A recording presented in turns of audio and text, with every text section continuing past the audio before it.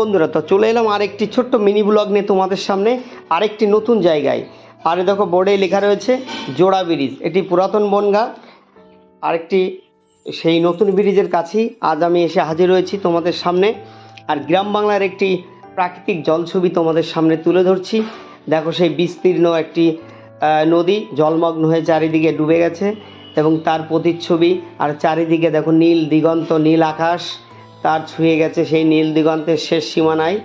আর তার পাড় বরাবর রয়েছে সেই একদম ময়রার দোকানে, মিষ্টির দোকানে সাজানোর মতো সেই ছোট্ট ছোট্ট সেই ঘরগুলি।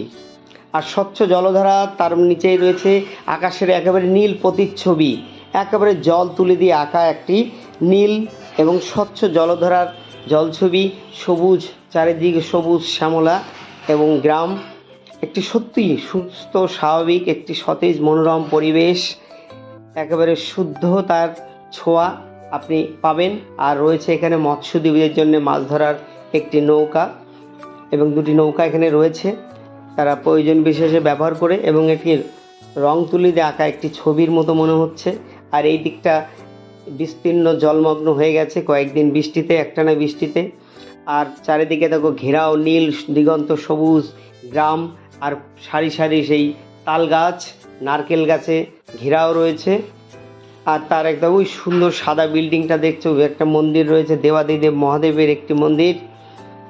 আর দেখো মানে সমস্ত গাছের এবং আকাশের একটি স্বচ্ছ জলছবির প্রতিবিম্ব আপনারা দেখতে পাচ্ছেন। আর রয়েছে আমার ওয়াইফ, আপনাদের বৌদি।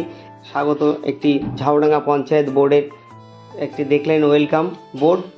আর দেখুন চারিদিকে দিগন্ত নীল বিস্তীর্ণ আকাশ, চারিদিকে সবুজ ঘেরাও পরিবেশ, তার জলের উপর নীল আকাশের প্রতিচ্ছবি, জল তুলি দিয়ে আঁকা একটি মনে হচ্ছিল মানবীয় দৃশ্য।